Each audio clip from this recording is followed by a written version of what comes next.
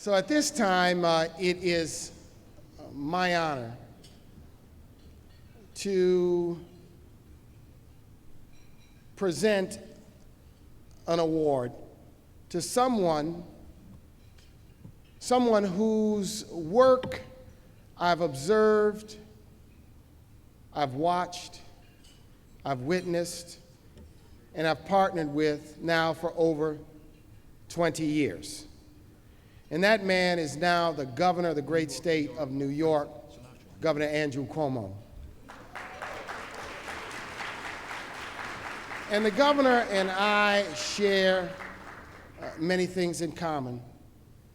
20 years ago, when he was Assistant Secretary and later Secretary of HUD, Andrew Cuomo was a passionate fighter, a strong voice, a creative policy initiator on behalf of America's urban cities, whether it was the empowerment zones, whether it was Brownfield's redevelopment, whether it was fighting for the Community Development Block Grant to remain a viable and sustainable program. Andrew Cuomo's creativity, leadership, and voice was there. Now, as governor of the state of New York, he has tamed Albany, bringing in budgets on time for many years in a row, something unthought of and unheard of in New York State politics. But most recently, and this is indeed why we especially honor him tonight, the governor has also stood up for this important cause of justice, placing his signature on an executive order which authorizes the utilization and the appointment of special prosecutors in cases of police misconduct. And why is that important to the Urban League? Because as a solution-oriented organization, when Ferguson took place, when Baltimore took place, when the challenges between police and communities took place, we, before anyone else, came out with a 10-point justice empowerment plan. And that plan made a whole series of recommendations, some of which were adopted by the President's Commission, others which have been implemented around the nation. But here in New York, this governor took one plank, which was the utilization of special prosecutors, and took action by way of an executive order to make that a reality. And that is why, primarily and principally, I'm proud that tonight we present our Justice Empowerment Award to the governor, the Honorable Andrew Cuomo.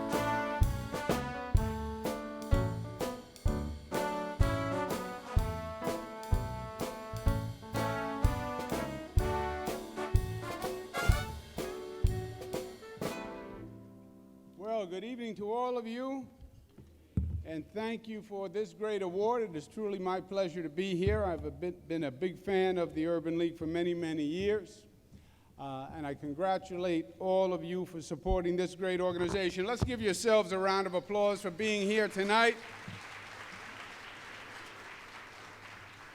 To Arva Rice and to Sora Sampson for their great work, I want to thank them. And to your great leader, Mark Morial. Now, Mark was very kind in the introduction. He didn't give you the gory details of how long we go back, because that would date us, and we're at that point where you don't want to be dated anymore. But he was the mayor of New Orleans, and I was working at HUD under the Clinton administration, and boy, you walk through New Orleans with Mark Morial. It reminded me of when Pope Francis visited New York a couple of weeks ago. They loved their mayor, they loved Mark, and he was good, and he was always thinking, he was always a step ahead of the game. I remember one trip I went down to New Orleans, and Mark was there to pick me up at the airport. and this was a little strange, but I said, look how nice. Mayor came out to the airport, picked me up. Doesn't normally happen. And we're driving, and I noticed that we were supposed to be going to City Hall, and we're going a different way to City Hall. And the mayor says, oh, boy, I got a little off track on the way to City Hall. But look where we wound up, in front of this large complex that was in desperate need of urban redevelopment, the American Can Factory. And since we were already there anyway, we had to get out and look around at this desperate need. And it was so funny and coincidental that he had actually applied for a HUD grant for that very project that we got lost in front of. He was so creative, and I gave him the grant. But that's when I knew that he was a winner and he was a pro, and he's done great work for the Urban League. Let's give him a round of applause, because he is the real award winner. And you know, I was thinking about the old days. When I started at HUD, I started as the assistant secretary. And I was a young, full of vinegar guy. I was in my young 30s. And in the very beginning, we went to a conference on urban issues that had been set up by HUD, by the secretary.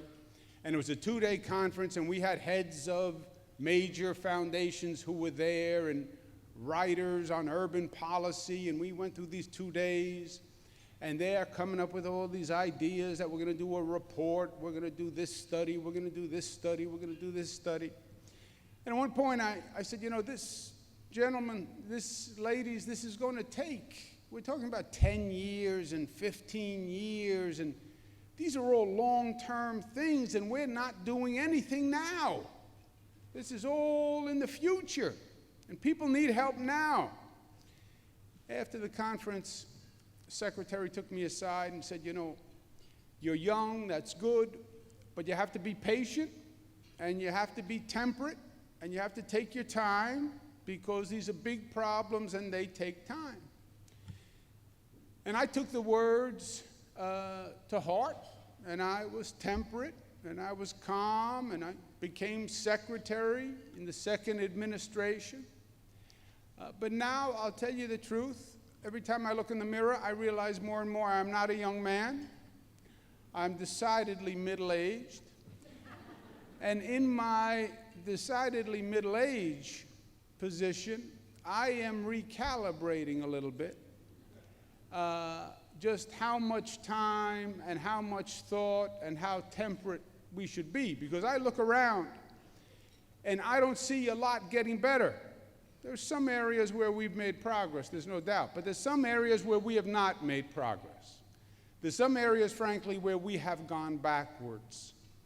And lack of action is not the answer. And go along and get along is not the answer. Martin Luther King was always steadfast in pointing out that the struggle for justice is a struggle. The good fight is a fight, and it doesn't come to you naturally. The moral arc bends, but we bend it. It does not bend by evolution. And it is our intervention, and yes, it is our outrage that makes a difference. And that's what I've committed New York State to. When you see an injustice, do something about it. Because being temperate, being understanding, can fade into being complacent and being apathetic.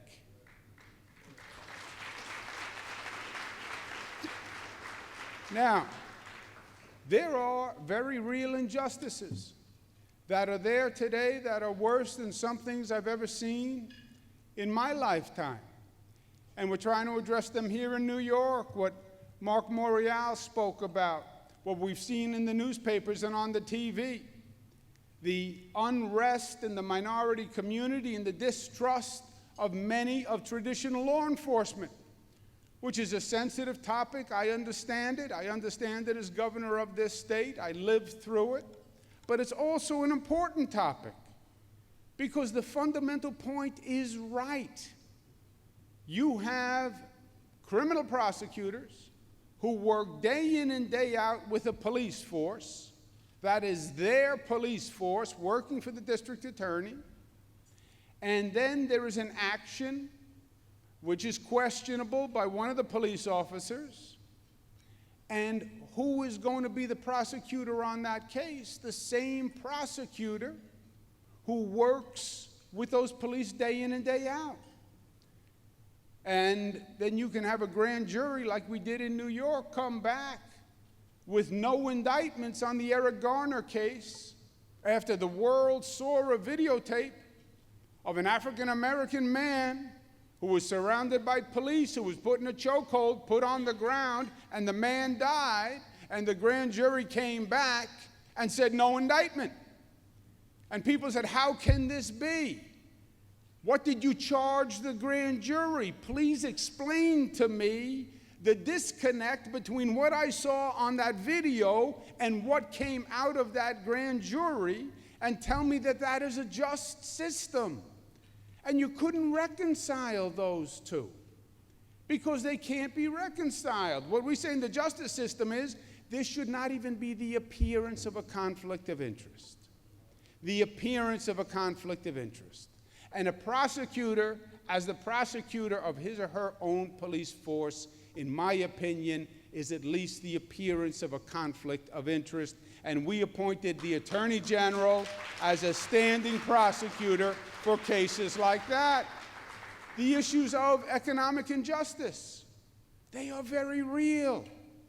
Minority unemployment, 50%, especially for males. And for years, nothing has been done.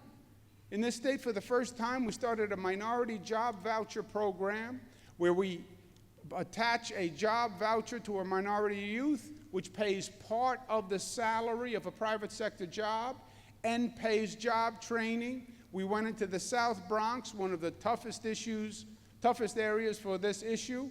We've reduced minority unemployment by close to half with that minority voucher program. We have a minimum wage in this nation that is really a poverty wage. That's what it is. When FDR signed the minimum wage law, he said he didn't want just a subsistence level. It should be a rate that provided a decent living. In this state, the minimum wage is $9,000. It's simple math. You can't buy food and clothing and housing and insurance and transportation for a family at $18,000 in the state of New York. If you had kept pace from the 60s with the minimum wage, you would be at about $15 today, just keeping pace with inflation. I proposed $15 as the minimum wage in the state of New York, the highest minimum wage in the nation, and I am proud of it. It's not just an unlivable wage. It is not just an unlivable wage, but it is a corporate scandal. It is the corporate loophole of all loopholes. Look how it works. McDonald's, Burger King hires a worker. They get paid the minimum wage. They are still below the poverty line in the state of New York when they get paid the minimum wage. The state gives them a welfare check and gives them food stamps, which is about $6,800 per worker.